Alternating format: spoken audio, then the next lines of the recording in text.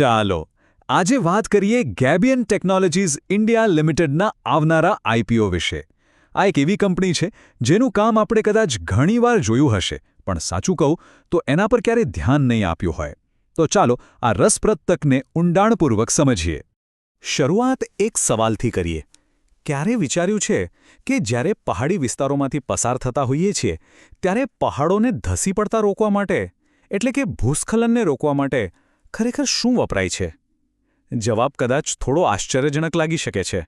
હા, એ છે પથ્થરોથી ભરેલું એક જાળીદાર બોક્સ. બસ આટલું જ. આ દેખાવમાં સાવ સાદી પણ અત્યંત અસરકારક ટેકનોલોજી જ છે, જે ગેબિયન ટેકનોલોજીઝના આખા બિઝનેસનો પાયો છે. તો આ પથ્થરના બોક્સ પાછળની આ કંપની છે કોણ અને એ બરાબર શું કામ કરે છે? ચાલો ગેબિયન ટેકનોલોજીઝના બિઝનેસ મોડલ અને તેમના કાર્યક્ષેત્રને થોડું નજીકથી જાણીએ. જો ટેકનિકલ ભાષામાં વાત કરીએ તો આને ગેબિયન કહેવામાં આવે છે. આ એવી રચના છે જે સિવિલ એન્જિનિયરિંગના મોટા પ્રોજેક્ટ્સમાં જમીનને પોતાની જગ્યાએ સ્થિર રાખવા અને ધોવાણ અટકાવવા માટે ખૂબ જ જરૂરી છે. 2008માં શ્રી મધુસૂદન સારડાએ આ કંપનીની સ્થાપના કરી હતી.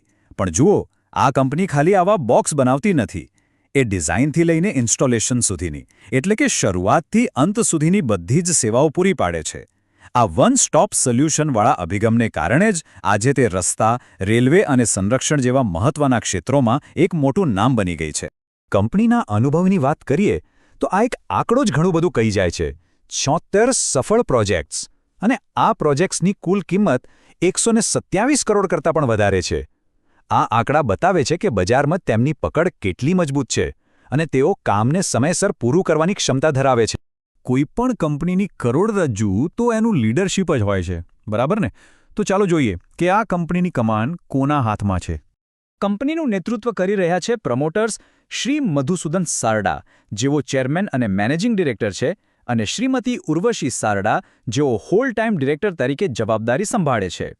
આ બંનેનો ભેગો અનુભવ જોઈએ ને તો 40 વર્ષ કરતાં પણ વધારે છે. અને એમાં પણ ખાસ વાત એ છે કે શ્રી સારડા MIT જેવી વિશ્વની નામાંકિત સંસ્થામાંથી ભણેલા છે, જે કંપનીને એકદમ મજબૂત ટેકનિકલ પાયો પૂરો પાડે છે. સારું, વાતો તો ઘણી થઈ. હવે જરા આંકડાની દુનિયામાં ડૂબકી મારીએ. જોઈએ કે કંપનીના ખાતા ચોપડા તેની વૃદ્ધિની વાતને સમર્થન આપે છે કે નહીં. અહીંયા સ્પષ્ટપણે જોઈ શકાય છે કે છેલ્લા 3 વર્ષમાં કંપનીની કુલ સંપત્તિ, એટલે કે એસેટ્સ, સતત વધી રહી છે.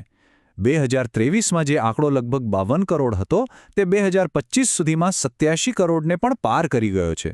આ કંપનીના વિસ્તરણનો એકદમ ચોખ્ખો સંકેત છે. હવે અહીંયા એક બહુ જ રસપ્રદ બાબત છે. 2025માં કંપનીની આવકમાં થોડો ઘટાડો થયો, પણ સામે ચોખ્ખો નફો 14% વધી ગયો. તો આનો શું મતલબ થાય? આનો મતલબ એવો થઈ શકે કે કંપનીએ પોતાના ખર્ચાઓ પર વધુ સારી રીતે નિયંત્રણ મેળવ્યું છે, અથવા તો એવા પ્રોજેક્ટ્સ હાથમાં લીધા છે જેમાં નફો વધારે હોય. ટૂંકમાં કંપનીની કાર્યક્ષમતામાં સુધારો થયો છે.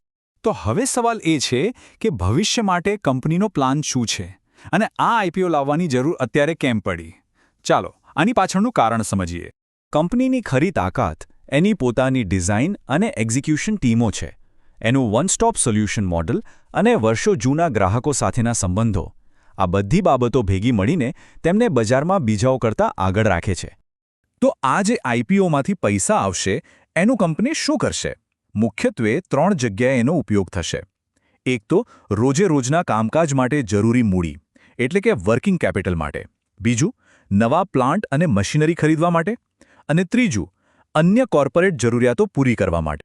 ચાલો હવે સૌથી મહત્વની વાત પર આવીએ. જો કોઈને આ આઈપીઓમાં રોકાણ કરવામાં રસ હોય તો આ વિગતો ખાસ ધ્યાનમાં રાખવા જેવી છે. તો તારીખો નોંધી લેજો. આ આઈપીઓ 6 જાન્યુઆરીથી 8 જાન્યુઆરી 2026 સુધી ખુલ્લો રહેશે. શેરની કિંમત 76 રૂપિયાથી 81 રૂપિયાની વચ્ચે રાખવામાં આવી છે. એક લોટમાં 3200 શેર હશે અને આ ઇશ્યુ BSE SME પ્લેટફોર્મ પર લિસ્ટ થશે. હવે શેર કોને કેટલા મળશે એની વાત કરીએ તો સૌથી મોટો હિસ્સો લગભગ 47% QIBs, એટલે કે મોટી સંસ્થાકીય રોકાણકારો માટે રાખવામાં આવ્યો છે. એ પછી લગભગ 33% હિસ્સો રિટેલ રોકાણકારો માટે ઉપલબ્ધ રહેશે. અને અંતે કંપનીનું વિઝન શું છે?